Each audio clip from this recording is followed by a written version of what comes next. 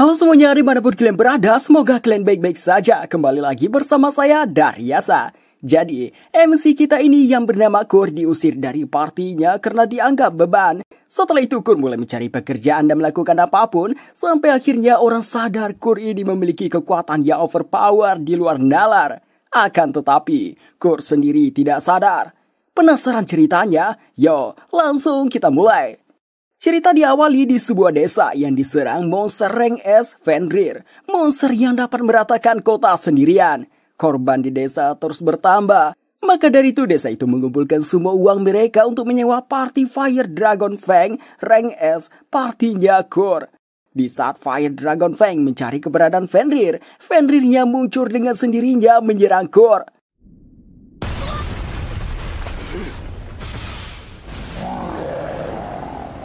Seorang dengan job ranger di party, Bandana, mencoba mengikat Fenrir. Kekuatan Fenrirnya terlalu besar buat ditahan Bandana, akibatnya dia terhempas. Mervis langsung menyembuhkan Bandana. Bandana kembali menahan Fenrir dengan benangnya. Selagi itu, ketua party Gold Nova, seorang warrior yang memiliki Magic Flame Sword, langsung mengeksekusi.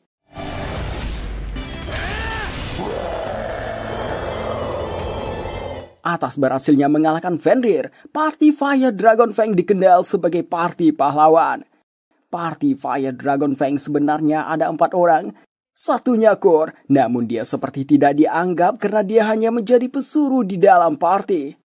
Selagi beristirahat di desa, Kur malah dibuang dari party dengan alasan Kur sangat tidak berguna, bahkan tidak bisa mengalahkan Slam.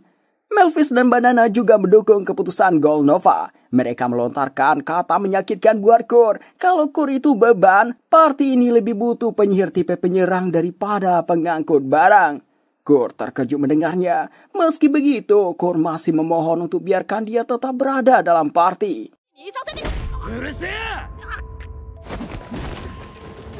Dari sana, Kur resmi dikeluarkan. Dia pergi mengembara tanpa tujuan. Kur sampai di sebuah kota yang bernama Samaela. Duitnya hanya tinggal segini saja, jadi dia memutuskan mencari pekerjaan. Pertama Kur pergi ke pusat kerja Hello World, langsung disambut seorang staf yang bernama Kirsel, menanyakan apakah mencari kerja. Awalnya dilakukan wawancara serta memeriksa talent yang Kur punya. Wawancara dimulai dari perkenalan. Kur memberitahu namanya Kur Rock Hans, usia 15 tahun, berasal dari desa khas di pegunungan Sen. Saat ditanya pekerjaan Kur sebelumnya, Kur dengan berat hati mengatakan dia sebagai pesuruh di party pahlawan Fire Dragon Fang, namun baru saja dipecat. Kirsel terkejut, karena party itu baru-baru ini naik tingkat menjadi party rank SS. Namun dia langsung menyemati Kur. Setelah itu pemeriksaan talent. Talent adalah sebuah anugerah dari dewa kepada seseorang. Talent yang didapat seseorang diurutkan dari rank G sampai rank triple S. Kur begitu penasaran, berpikir mungkin saja dia punya talent terpendam. Sayangnya, setelah dilakukan pemeriksaan, semua talent bertarung Kur hanya G. Kirsel mencoba membuat Kur tenang lagi. Dia katakan masih ada pemeriksaan lainnya seperti pandai besi atau alkemis. Tapi pemeriksaannya saat ini sedang sibuk. Karena Kur yang sangat butuh uang, Kirsel meminta Kur coba angkat sebuah karung pasir. Ketika Kur memegang karung itu, energi sihir Kur serasa diserap. Kur bisa mengangkatnya meski itu terasa sangat berat. Kirsel mengatakan ini sudah cukup, kekuatan Kur bisa untuk menjadi kuli. Dia memberitahukan lokasinya, di mana di sana sedang dilakukan perbaikan tembok kota. Kur tanpa pikir langsung menerima pekerjaan tersebut. Sampailah Kur di lokasi. Mandor di sana tanpa ragu melihat Kur, soalnya badannya kecil tanpa terlihat otot. Tetapi karena dia sedang kekurangan orang, jadi dia menerimanya. Dia menjelaskan pekerjaan pada Kur, diawali mengaduk semen, lalu memperbaiki temboknya. Dan dia akan kembali 3 jam lagi untuk memeriksanya. Gaji Kur tergantung apa yang telah dikerjakan. Kur merasa heran, soalnya tidak ada perintah mengaliri energi sihir ke semennya agar makin kokoh. Dia pun jadi beranggap, mencampurkan energi sihir adalah sebuah metode umum yang tidak perlu dijelaskan lagi. Kur mulai bekerja.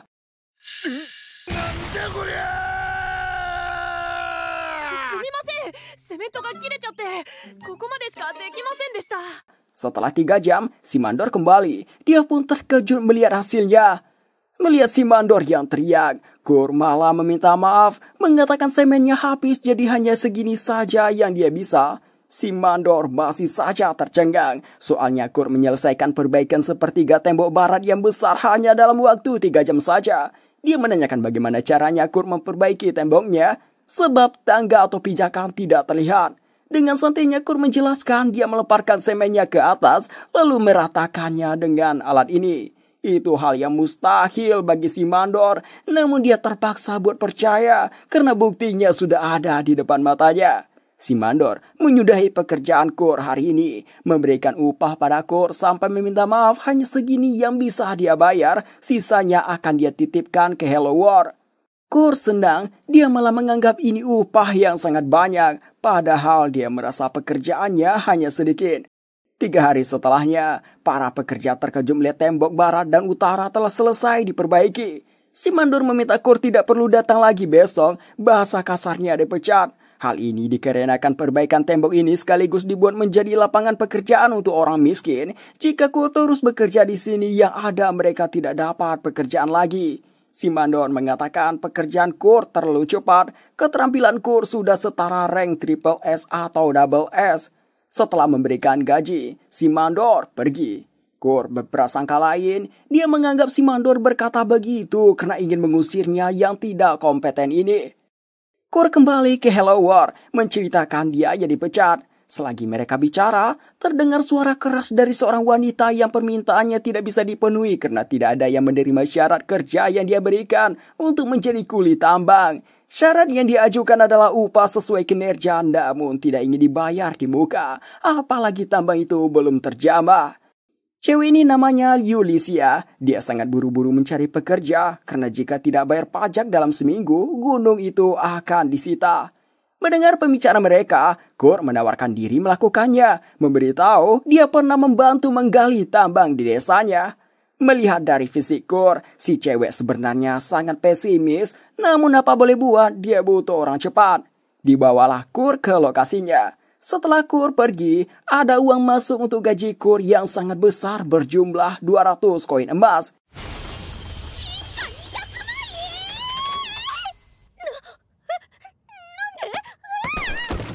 Kirsel tersandung karung sebelumnya. Rupanya ini bukan karung pasir yang disangka Kirsel, melainkan karung untuk mengukur energi sihir dalam tubuh seseorang. Makin banyak energi sihir seseorang, karung itu makin berat. Sebaliknya, itu akan ringan buat tidak ada energi sihir. Dan lagi, karung ini baru bereaksi dengan energi sihir setingkat milik penyihir kerajaan.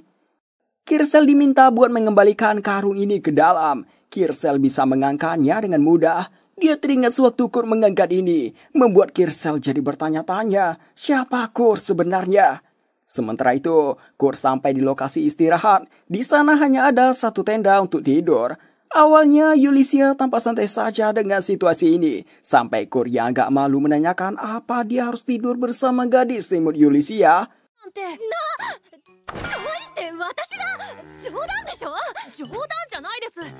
Yulisia tidak menganggap dirinya imut. Dia kemudian memberikan Gur kentang rebus buatannya sendiri. Gur senang karena dia sudah lama tidak makan masakan orang lain. Di party Fire Dragon Fang, dia tidak pernah makan bersama mereka.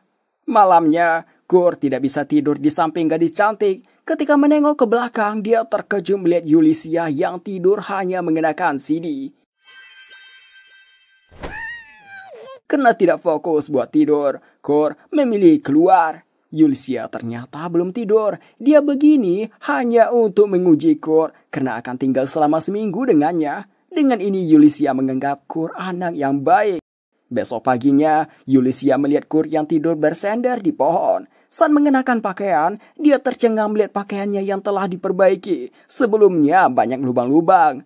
Karena tidak ada orang lain di sini, dia merasa Gur yang melakukannya. Saat mau berangkat ke titik penggalian, Gur menanyakan apakah sudah tahu lokasinya. Yulisia mengatakan kita akan menggali di tempat terdekat saja. Gur langsung memberitahu biji tambang tidak muncul di sembarang tempat. Gur pun mengajak ikuti dirinya. Gur menggali di suatu tempat, menemukan sebuah batu yang isinya kristal.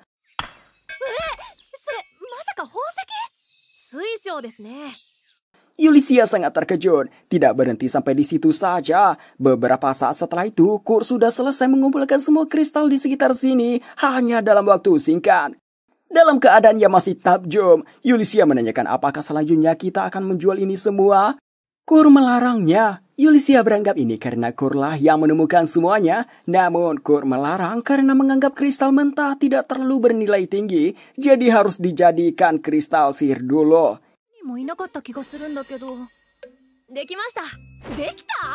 Yulisia tambah terkejut. Di kerajaan ini perajin sihir yang dapat menciptakan kristal sihir kurang dari 10.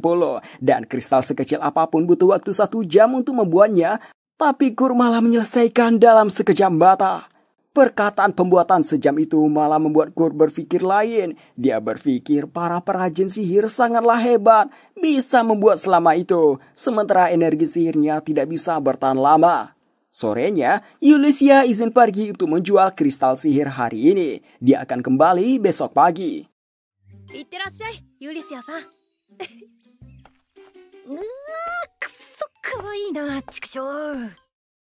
Singkat cerita, Yulisia sampai di tempat kesatria, mengatakan kristal sihir ini dibuat di kerajaan ini. Si kesatria tentunya curiga, dia menanyakan dari workshop mana. Yulisia sudah menduga hal ini. Dia melihatkan simbol petualang khusus bangsawan kerajaan. Melihat itu, si kesatria langsung meminta maaf.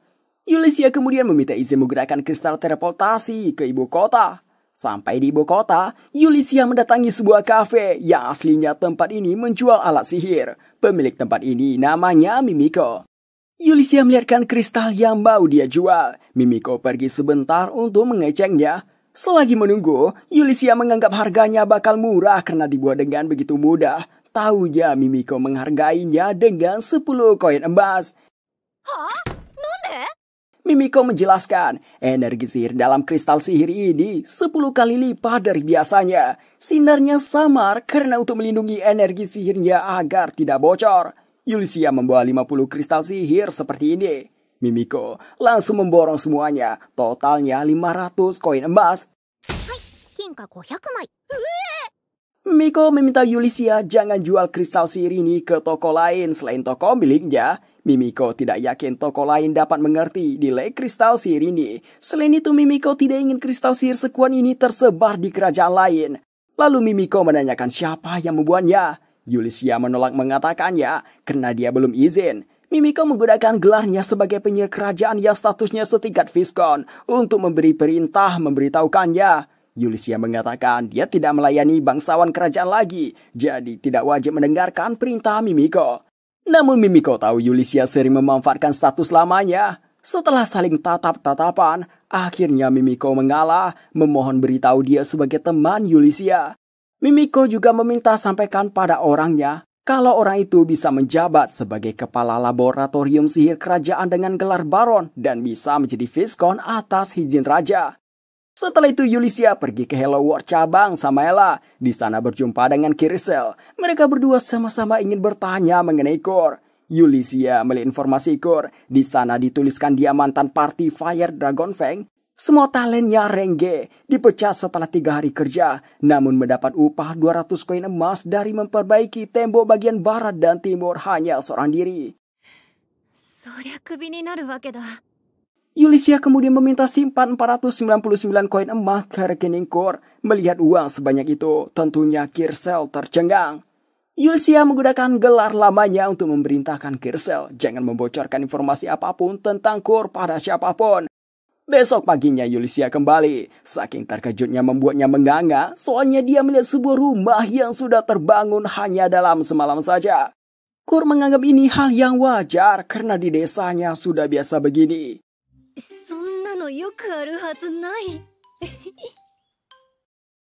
Fire Dragon King kesulitan menghadapi monster pohon.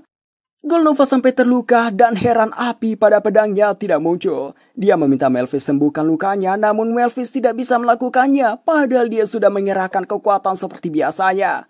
Golnova protes pada anak baru, sehingga terjadi adu mulut. Di sisi lain, Bandana malah tersenyum melihat situasi ini. Dalam hatinya, dia mengatakan party ini sudah tamat.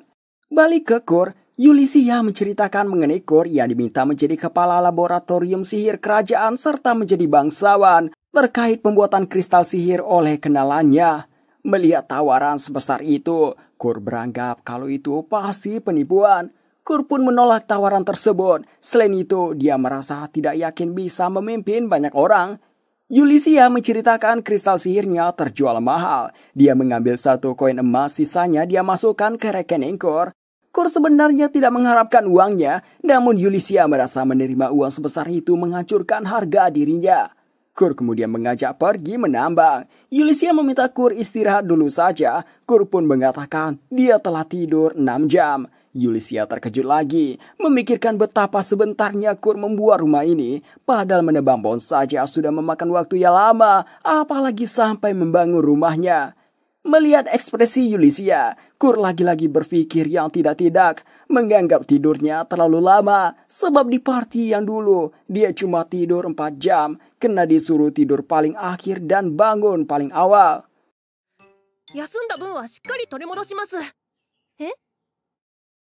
Mereka pergi ke lokasi yang telah Kur tandai. Yulisia akan menggali di sini, sementara Kur akan menambang di lokasi kemarin.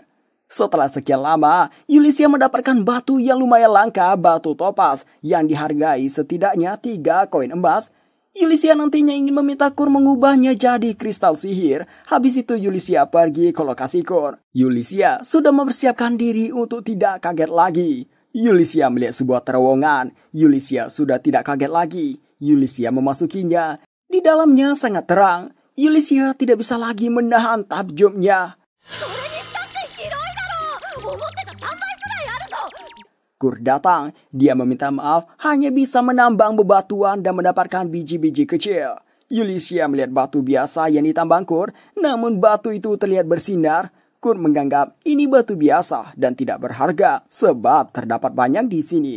Kur bilang nama batu ini Mithril, di desanya ada banyak jadi sering dibuang. Mithril? 金や白金よりもはるかに貴重な鉱石だぞ。それを捨てる。 Yulisia menjadi lemas dari pengetahuannya. Mithril adalah biji mineral paling berharga di dunia. Yulisia menanyakan biji apa yang Kur cari. Sambil melihatkannya, Kur mengatakan orichalcum. Yulisia tidak tahu lagi mau berekspresi seperti apa. Orichalcum sendiri adalah biji legendaris yang dikenal sebagai logam para dewa dan dia bisa melihatnya di sini. Dengan santainya Kur bilang, biji ini bisa ditemukan di mana saja asal menggali 7 km ke dalam tanah. Ini sangat tidak masuk akal buat Yulisia, jadi dia mencoba bersikap tenang. Dan di saat mengetahui terowongan ini menembus gunung, Yulisia hanya senyum saja. Terowongan buatan Kur ini menghubungkan kota Samela dengan kota Lord Taikone. Sebagai pemilik gunung, Yulisia mengizinkan anggota serikat dagang melewatinya dengan syarat membayar biaya perawatan. Keuntungannya dipakai Yulisia buat membayar pajak. Karena pekerjaan Kur, penambangan hanya jadi 2 hari saja. Kur kembali ke kota Samela ingin mencari pekerjaan di Hello World. Di jalan, Bandana menemuinya. Bandana memberitahu kalau dia bukan lagi anggota party Fire Dragon Fang. Sebelumnya, Golnova kesal sama masakan restoran yang menurutnya tidak enak. Dia merusak barang-barang di sana lalu pergi. Di sebuah gang, Bandana menemuinya, menanyakan gimana makanan yang dia pesan. Golnova menanyakan apakah masih ada daging asa buatan Kur. Bandana mengatakan sudah kau makan semuanya. Golnova menghadapkan pedangnya ke leher Bandana, menyuruh bawa Kur kembali pakai cara apapun untuk masak buatnya. Hai, wakarimashita yo. Bandana seolah menurutinya. Bandana meminjam kristal teleportasi milik Golnova setelah itu pergi.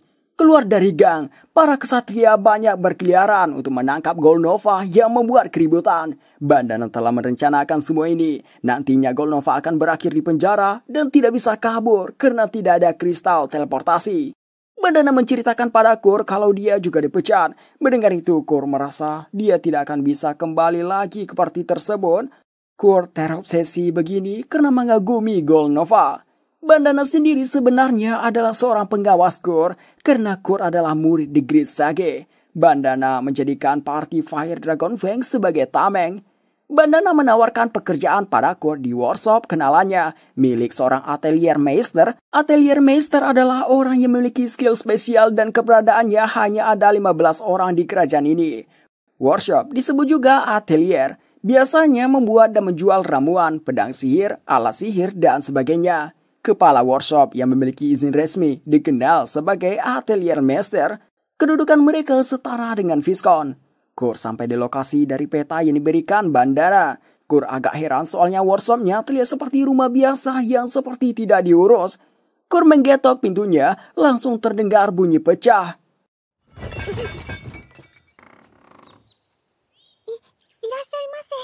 Seorang elf membuka pintunya, dia Michelle Laconta, asisten atelier master. Dia langsung senang setelah Kurt beritahu dia datang membantu atas saran bandana. Michelle membawa Kurt masuk, pergi ke sebuah ruangan yang berantakan dan bau pula. Michelle meminta membersihkan tempat ini karena belum sempat membersihkan selama 3 minggu ini dan dia kurang bisa buat membersihkan. Terdengar suara seseorang yang meminta Michelle membantunya. Michelle langsung pergi ke sana. Yosh, gambaru zo.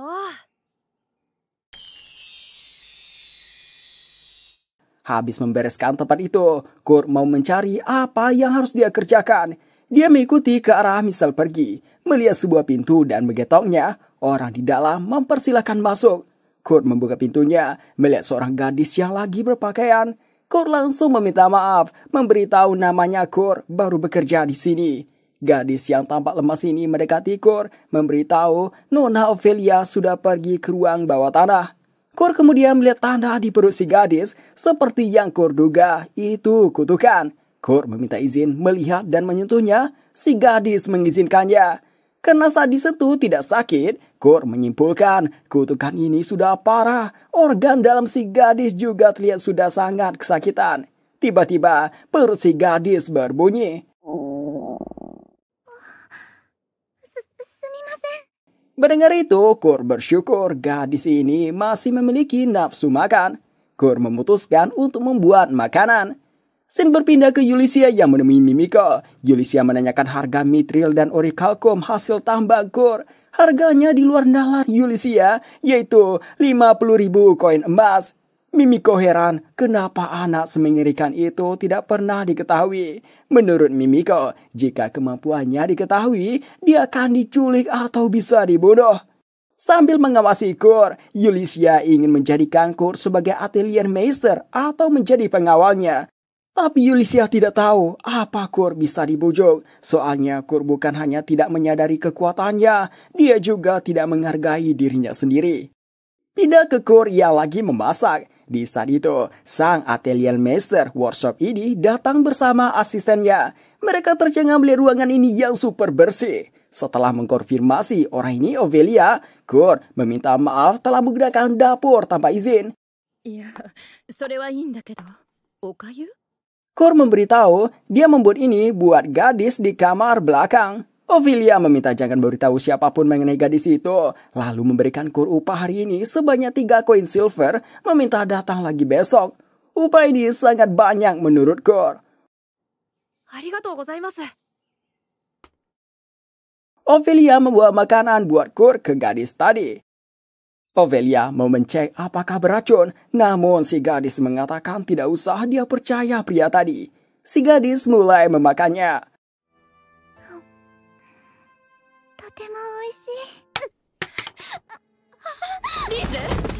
Ophelia jadi panik. Dia menganggap makanan ini sudah diracuni dan sangat kesal pada Kurt. Ophelia mau mengambil penawarnya. Si gadis menghentikannya. Dia berdiri mengatakan jangan khawatir. Tanda kutukan sebelumnya telah hilang. Ophelia heran soalnya waktu sembuhnya terlalu cepat. Di sebuah tempat, seseorang meminta maaf mengatakan tidak menyangka kutukannya bisa hancur. Dia meminta izin melakukannya lagi. Orang yang menyuruhnya mengatakan orang itu tidak ingin menunggu lebih lama. Orang itu menyuruh segera bunuh Putri Lyselon. Ophelia membawa si gadis ke tempat Mimiko yang bersama Ulyssia. Ophelia saling berkenalan dulu sama Ulyssia. Setelah itu si gadis membuka tudung jubahnya. Baik itu Ulyssia ataupun Mimiko langsung berlutut karena si gadis adalah putri ketiga kerajaan Putri Lyselon. Yang mereka tahu Putri Liselot sedang jatuh sakit.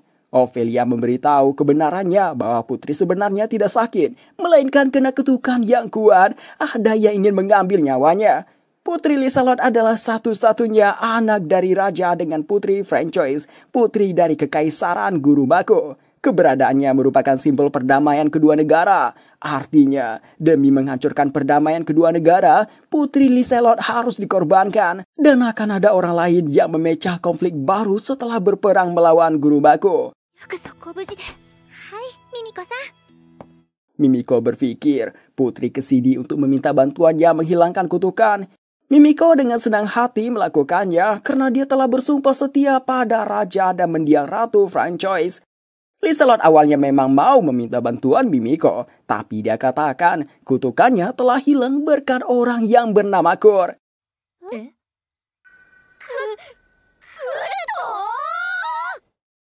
Mereka membicarakan mengenai pelakunya. Mimiko mengatakan pelakunya pasti punya kenalan pengguna kutukan yang bisa menembus pelindung anti kutukan istana. Dari pembicaraan keluar 3 terduga pelakunya. Pertama, Sanova Ridgats, jenderal pertama pasukan ekspedisi kerajaan. Kedua, Tristan Menov, menteri gereja Poland. Dan terakhir, Isadora Arkmama, ratu ketiga.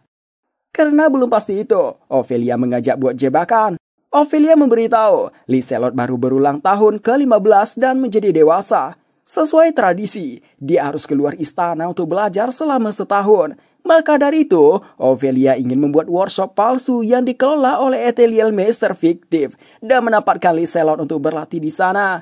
Dari sana, pelakunya pasti akan mencari informasi mengenai Etheliel Meister karena fiktif jadi datanya kosong. Mereka yang tidak tahu pun semakin mencarinya dan itu akan semakin mudah mencari pelakunya. Namun masalahnya, menemukan Etheliel Meister yang bisa diakui. Ulyssia dan Mimiko langsung tahu siapa itu. Pertama, Ulyssia melihatkan kristal sihir buatan Kur. Setelah dilihat, Ophelia langsung takjub, menanyakan dari mana mendapat kristal seindah ini.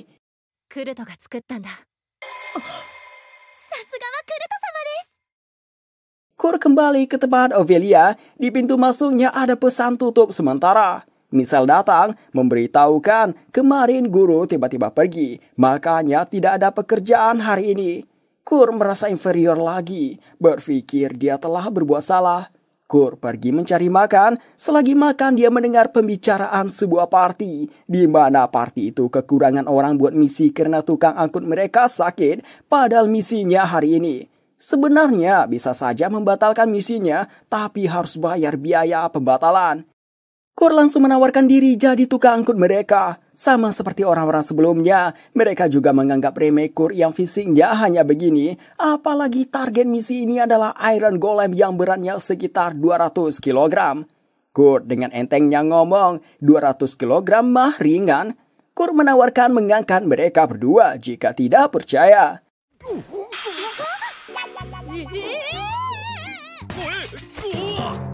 Berat mereka berdua diperkirakan melebihi 200 kg plus dengan armor. Para pengunjung di sana pada bertepuk tangan. Dengan begitu, Kur diterima menjadi anggota sementara party Sakura.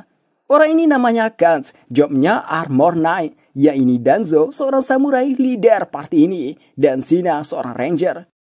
Mereka sampai di depan gua tempat Iron Golem berada. Tiba-tiba ada slam yang lengket di kaki Kur. Kur menjadi panik. Sina menyuruh Kur tinggal hancurkan saja intinya.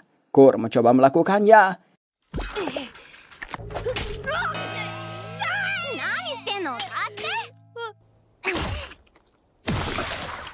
Melihat Kur yang tidak bisa bertarung, mereka meminta Kur jangan khawatir, mereka saja yang bertarung. Kur heran kenapa mereka tidak memarahinya walau telah berbuat salah. Beda jauh di party lamanya, dia langsung dihajar oleh Golnova begitu buat salah. Saking terharunya membuat air mata Kur menetes. Mereka mulai memasuki guanya. Sina menaburkan lumut cahaya sehingga guanya jadi terang. Kur melihat benda seperti batu. Dikatakan Sina kalau itu taiknya goblin. Karena masih baru, jadi kemungkinan di sini masih ada goblinnya. Mereka meminta Kur lagi untuk tidak khawatir. Jika ada banyak harus lari. Mereka sampai di sebuah reruntuhan. Di sana langsung berjumpa dengan satu goblin.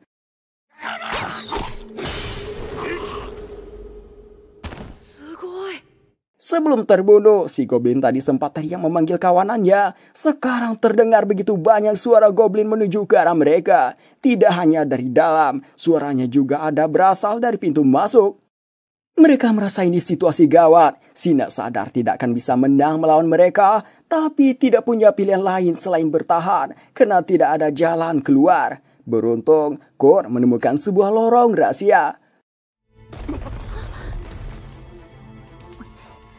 Akan tetapi, hanya Kor dan Sina saja yang di dalam. Parti Sakura memutuskan melakukan tindakan ini. Mereka pikir mustahil kabur dari golem sebanyak ini sambil mencari jalan keluar. Sina terpaksa juga melakukan ini karena sadar kekuatannya tidak seberapa. Kor tidak ingin begini, dia mau membantu juga. Sina pun marah sama Kor, mengatakan mengalahkan satu slam saja Kor tidak bisa. Kor hanya akan menghambat mereka saja. Kans menyuruh mereka jangan bertengkar dan meminta Kor jaga Sina. Mereka berdua sudah siap mati demi melindungi temannya. Mendengar perkataan mereka, Kor terdiam. Dia merasa inferior. Dia sudah dianggap teman, tapi dia tidak bisa melakukan apa-apa. Sina mengusap air matanya, mengatakan mereka berdua pasti bisa melakukannya. Lalu mengajak Kor jalan. Sina menggunakan lumut cahaya lagi dan dia pun terkejut setengah mati karena di depannya terlihat Iron Dragon Golem. Yulisia menemani Liselot ke tempat penginapan Kor. Liselot menyamar dengan nama Lise, tapi mereka tidak menemukan Kor di kamarnya. Terdengar suara seseorang dari luar memberitahu kalau Kor sekarang sedang pergi ke gua timur laut bersama parti Sakura. Yulisia langsung berlari keluar, tapi tidak menemukan orang.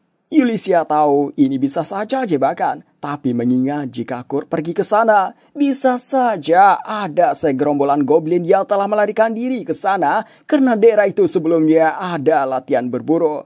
Yulisia meminta Lise menunggu di sini, namun Lise tidak mau. Dia ingin pergi juga. Lise menegaskan, sebagai anggota kerajaan, dia sudah belajar banyak sihir pertahanan, jadi dia tidak akan jadi beban. Yulisia akhirnya menurut, tapi menekankan selalu tetap di sampingnya. Singkatnya, mereka sampai di guanya. Lise melihat ada jejak kaki Kor, jadi langsung mengajak ke arahnya. Yulisia pun heran kenapa Lise sampai bisa tahu. Jejak kakinya tidak terlihat lagi saat di reruntuhan. Maka dari itu Lise menggunakan sihir penguat indera. Yulisia berpikir itu untuk mempertajam pendengaran. Rupanya itu mempertajam penciuman, dan Lise bisa mencium bau milik Kor. Mengikuti bau itu, mereka mendengar suara pertarungan. Yulisia meminta Lise tunggu di sini. Lise memberikan buff pada Yulisia. Danzo dan Kan sudah terlihat kelelahan. Mereka terpojokkan ke dinding oleh begitu banyak goblin. Yulisia datang di waktu yang tepat.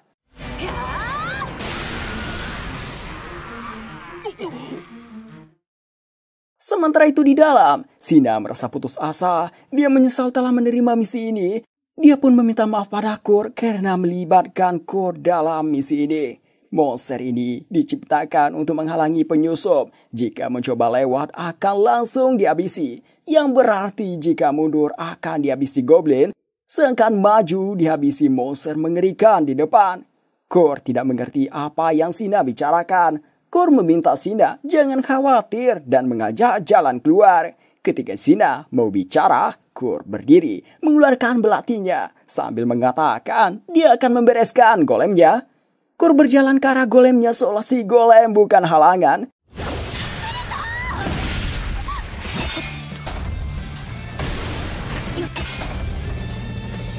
Sina hanya bisa tercengang melihat apa yang Kor lakukan. Otaknya seolah tidak bisa mencerna apa yang dia lihat. Bagaimana bisa sekali tusuk kepala golemnya langsung putus. Hanya dalam waktu yang sebentar, Iron Dragon Golem tersebut telah dikalahkan oleh Kor.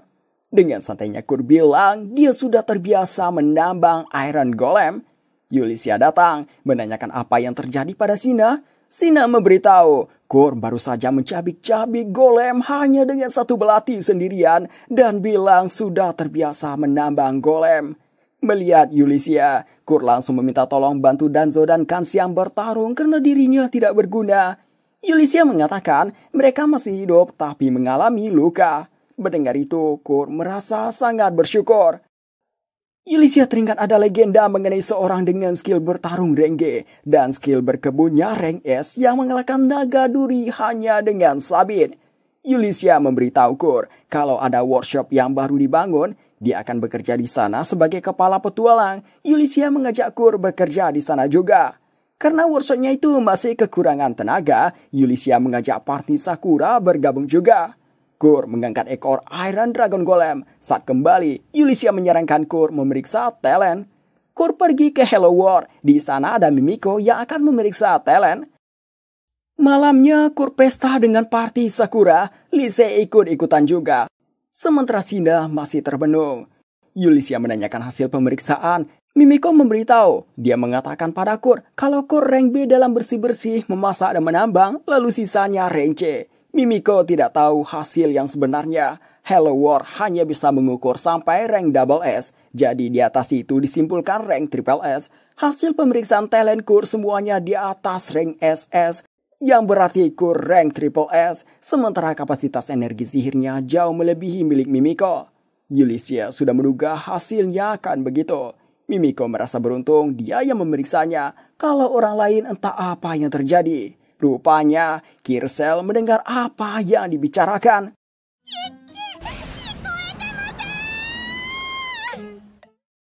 Mereka semua berangkat menuju kota perbatasan menggunakan kereta kuda Jepang, karena di kota itu tidak ada kristal teleportasi. Kota perbatasan awalnya tempat militer, karena di sana perbatasan langsung dengan tanah iblis. Party Sakura direkrut untuk menjadi pengawal pribadi atelier master baru di sana. Namun Sina sadar, party mereka direkrut bukan karena kemampuan, tetapi demi menjaga rahasianya. Hanya Sina saja di party mereka yang tahu kemampuan Kur. Mereka sampai di gerbang kota perbatasan. Melihat tembok-temboknya, Kur langsung murung karena teringat dia dipecat setelah 3 hari kerja. Namun Kur heran, kemajuan perbaikan dindingnya tidak banyak sejak saat itu.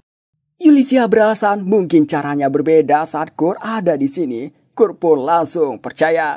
Mereka sampai di tempat yang akan dijadikan tempat workshopnya, namun di sana masih tanah kosong. Party Sakura pun bertanya mengenai itu. Yulisia mengatakan kita akan menunggu di penginapan sampai workshopnya selesai, lalu meminta Kur bangun sendiri. Tentunya mereka bertiga terkejut, menganggap itu hal yang sangat tidak mungkin dikerjakan sehari, apalagi cuma seorang. Dengan senyum, Kur bilang dia sepertinya bisa bikin 3 hari. Yulisia tidak menargetkan selesai kapan, dia menyuruh Kur katakan saja jika butuh bahan tambahan. Mendengar itu, Kur langsung menuliskan bahan-bahannya. Bahan yang paling dia butuhkan yang berada di daftar atas seperti ametis, safir, bulu griffon. Setelah membacanya, Yulisia meminta waktu 2 hari mengumpulkannya.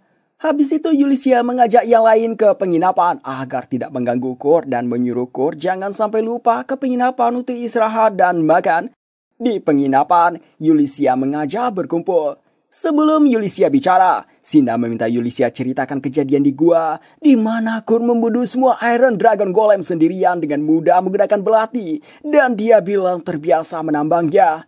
Kans dan Danzo tercengang mendengarnya. Sina menanyakan ke Yulisia siapa sebenarnya Kur dan siapa kalian berdua.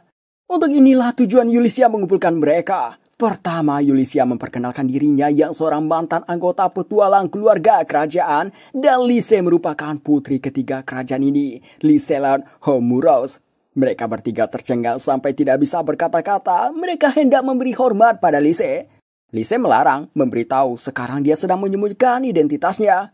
Sedangkan Kur, Yulisia memberitahu dia sebenarnya juga tidak tahu siapa sebenarnya Kur. Informasi tentangnya hanya semua talent bertarungnya rank G, tetapi semua kemampuan lainnya rank triple S. Namun Kur tidak tahu mengenai bakatnya itu, jadi diputuskan menyembunyikan ranknya yang sebenarnya, memberitahu dia rank B dan rank C. Dan atelier master baru di sini adalah Kur sendiri.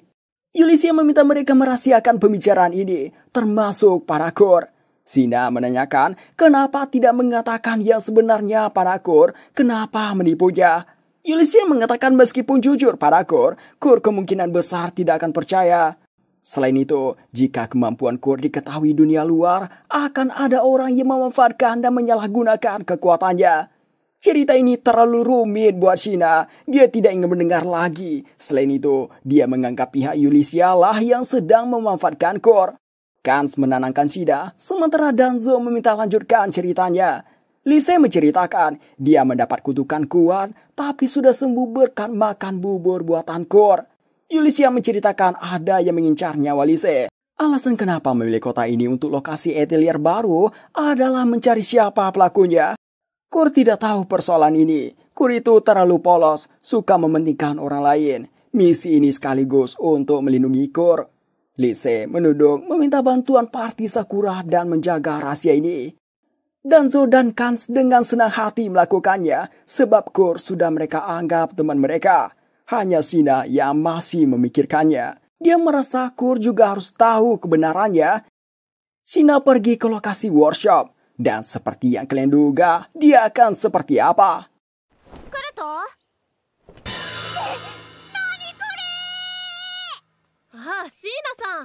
Shina menanyakan apakah Kor yang menggali semuanya. Kor mengatakan ya, karena dia rank B menambang. Tidak cukup membuat Shina begini. Kor menceritakan di tempat asalnya sudah biasa menambang belasan rumah sehari. Kor bilang kalau dirinya masih kurang.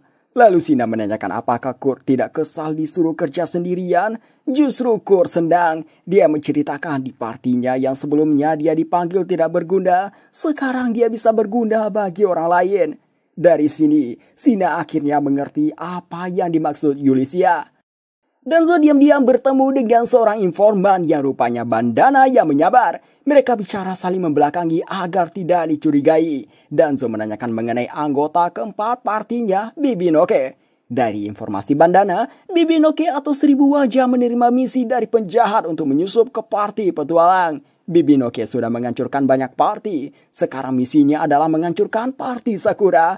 Bandana ngasih detailnya pada sebuah kertas. Habis itu Danzo memberikan bayaran.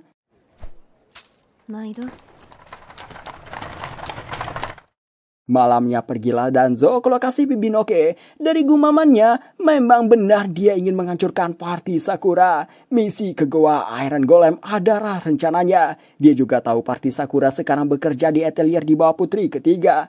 Bibinoke berniat menghancurkan semuanya sekaligus untuk meningkatkan pencapaiannya. Danzo akhirnya menampakkan diri. Karena sudah ketahuan, Bibinoke mencoba melarikan diri. Di sebuah gang Bibinoke tersandung benang. Baru mau berdiri, Danzo sudah mendekatinya. Bibinoke memohon ampun, memujuk kalau kita teman. Danzo menghentikan tebasannya saat hampir mengenai leher Bibinoke. Danzo tidak berniat membunuhnya. Dia hanya mengancam akan menebas jika Bibinoke mengusik temannya. Setelah itu Danzo pergi. Bibinoke sendiri pingsan saking takutnya. Yang menggunakan benang tadi adalah Bandana. Dia sebenarnya ingin Danzo menghancurkan Bibinoke karena Bibinoke nanti bisa mengganggu Kor. Ketika Bandana mau mengakhiri hidup Bibinoke, 2 orang berjubah datang membawa Bibinoke. Bandana tahu siapa mereka. Mereka adalah Phantom, unit mata-mata di bawah penyihir rank 3 kerajaan Mimiko. Bandana kemudian mendapat surat lewat seekor gagak. Setelah membacanya, Bandana berangkat menuju tempat asal Kor. Singkat cerita, workshop atelier telah selesai dibangun Kor. Kans dan Danzo serasa sedang bermimpi. Atelier seperti sebuah istana yang mewah, padahal dibuat hanya 3 hari saja, terlebih seorang diri saja. Di halamannya juga ada taman dan pohon yang sudah berbuah, padahal belum memasuki musim semi. Kor membawa mereka berkeliling atelier, pertama pintu masuk yang mewah. Lalu pergi ke 2 lantai bawah tanah yang luas. Di lantai terbawah ada air untuk mansion. Shafir yang diminta Kor diubah Kor menjadi kristal sihir untuk menjadi mesin penggerak tak terbatas dalam memproduksi air. Sementara kristal sihir dari quartz dia jadikan untuk lampu. Kekuatan sihir diletakkan dalam ametis sehingga lampunya tetap menyala walau dibiarkan setahun lebih. Mereka ini tidak tahu lagi mau berekspresi seperti apa. Kemudian ke ruangan kamar tidur. Kasur dan bantalnya sangat empuk karena dibuat dari bulu griffon. Terakhir mereka masuk ke ruang atelier Meister. Di sana Kor menanyakan kapan atelier Meisternya datang. Yulicia dengan gugup memberikan alasan orangnya mungkin sedang sibuk. Yulicia menanyakan di mana kamar Kor. Kor mengatakan dia hanya tukang bersih, jadi tidur di kamar kecil sebelah dapur. Mereka semua melarangnya, menyarankan Kurt menggunakan ruangan ini saja. Namun Kurt langsung menolak mentah-mentah. Mereka satu persatu membujuk Kurt dengan segala cara. Sampai 2 jam lamanya baru Kurt setuju. Tapi Kurt katakan dia hanya di sini sebagai pengurus dan akan pergi saat atelier meisternya datang. Yulisya menanyakan apakah Kurt bisa membuat seal penghalang kutukan. Kurt mengatakan itu agak sulit. Karena itu, Yulisya menggunakan mantra milik Mimiko untuk sementara waktu di setiap tempat, termasuk yang paling penting kamar Lise. Paginya, mereka makan masakan Kurt yang begitu enak. Di saat makan, Yulisya menanyakan di mana Kurt. Lise memberitahu Kurt tadi ingin bersih-bersih sambil membalap. Kurt bilang ada yang mencoret-coret dinding. Yulisya langsung terkejut. Yulisya bergegas ke tempat Kurt. Ternyata Kurt telah menghapus semua mantra yang dipasang Yulisya. Tersisa 1 di kamar Lise yang sedang dia bersihkan. Kurt mengatakan ini ada banyak, terutama di kamar Lise. Kurt menanyakan ini apa. Yulisya pun jadi begini. Yulisya beralasan ini mungkin ulas Kraulinki, goblin yang suka coret-coret. Kurt pun langsung percaya. Yulisya berpikir keras apa yang harus dia lakukan. Sekarang dia tidak ada jimat lagi. Mimiko baru bisa datang beberapa hari lagi. Marlevis disuruh ke gereja menghadap Uskup Tristan. Tristan mengeluarkan Marlevis dari party Dragonfang karena ketua party itu telah membuat onar serta kelakuan Marlevis yang buruk di restoran yang itu bisa menjadi noda dalam reputasi gereja Poland.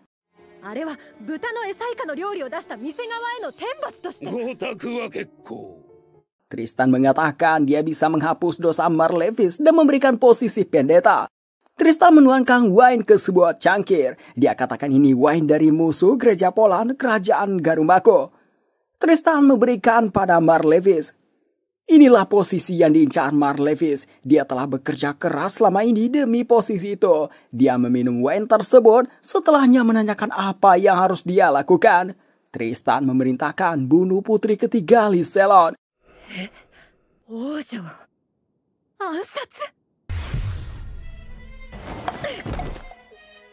Rupanya wine itu diracuni sebuah kutukan, membuat tubuh Marlevis tidak akan bisa menerima apapun selain air. Dalam 1 bulan akan mati kelaparan.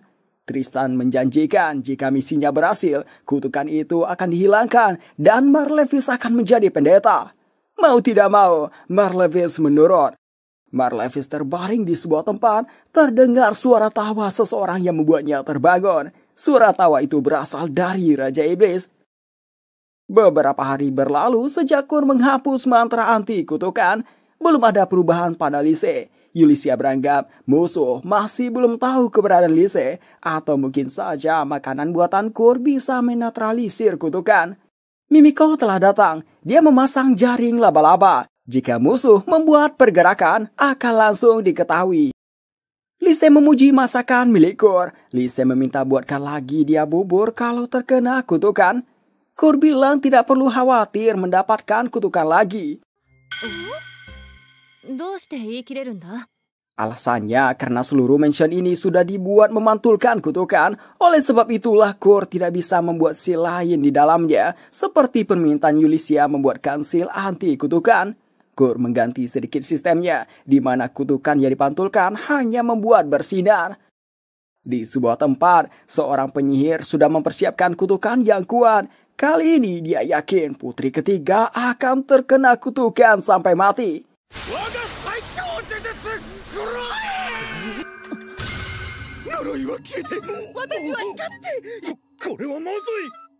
Singkat cerita, si pengutuk berhasil ditemukan oleh Phantom, tapi sudah kehilangan nyawa. Dia dibawa ke tempat Mimiko bersama yang lain.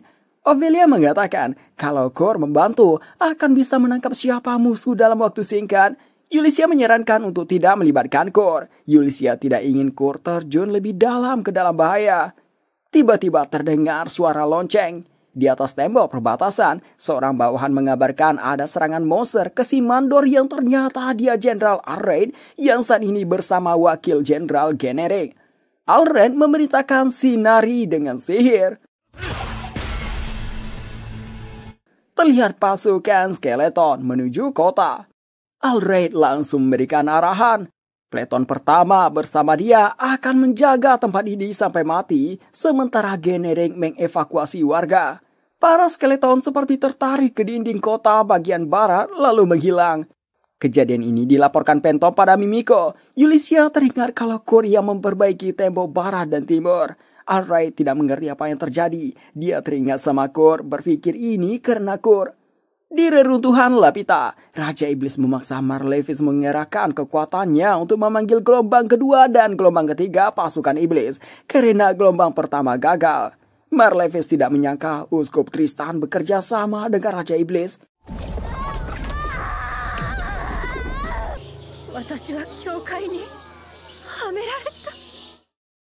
Baginya, kota dikepung monster dari segala sisi. Meminta bantuan pun terhalang oleh monster yang terbang. Berdasarkan laporan Pentom, monster berasal dari reruntuhan Lapita di barat, tempat yang pernah dipakai memanggil iblis. Saat ini kesatria sedang membuat strategi dengan hati-hati. Lise menanyakan bagaimana dengan pasukan skeleton tadi malam. Ulysses mengatakan para skeleton itu seperti dimurnikan begitu menyentuh dinding. Kurt mengatakan itu hal yang biasa di desanya. Ulysses tersenyum seperti yang dia duga. Lalu dari sana dia menemukan ide. Ulysses izin pergi keluar untuk bersih-bersih di reruntuhan barat. Mendengar kata bersih-bersih, Kurt ingin ikut. Ulysses pun terpaksa memberikan alasan kalau Skraulinki masih berkeliaran jadi meminta lindungi Lise di sini.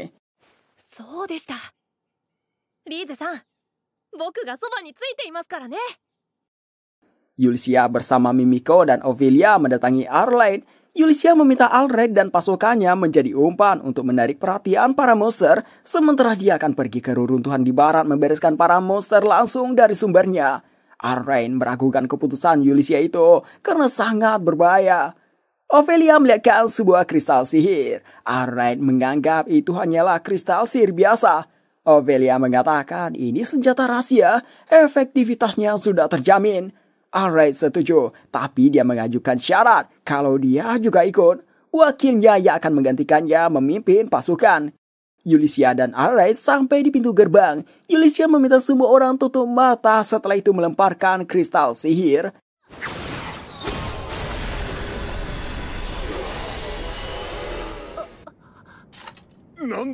Baik itu undead maupun iblis yang di sana langsung dimurnikan seketika. Genering membawa pasukan memancing kawanan monster tempat lain. Di belakang mereka, Ulysses dan Alred langsung menuju reruntuhan Lapita. Sementara itu, Kurt membuat sebuah pedang pendek. Sifat pesimisnya membuatnya menganggap pedang ini gagal. Dia rasa ini pedang rank C atau D. Dalam pembuatan pedangnya tadi, Kurt melamun. Dia underestimate dirinya sendiri, sehingga tidak sengaja memasukkan energi sihir ke dalamnya. Lise datang, mengabarkan nasinya sudah matang. Melihat pedang buatan Kurt, Lise sangat tertarik. Dia izin melihatnya. Kurt memberitahu kalau diangkat ke atas kepala, sihirnya akan aktif, jadi meminta Lise hati-hati. Karena Lise yang tertarik pada pedangnya ini, Kurt memberikannya pada Lise. Kurt merasa Lise memaksakan diri tersenyum. Kurt bertanya-tanya, apakah boleh dia tetap berpura-pura tidak tahu perasaan Lise? Setelah memikirkannya, Kurt memutuskan menanyakan apakah ada yang mengincarnya Lise.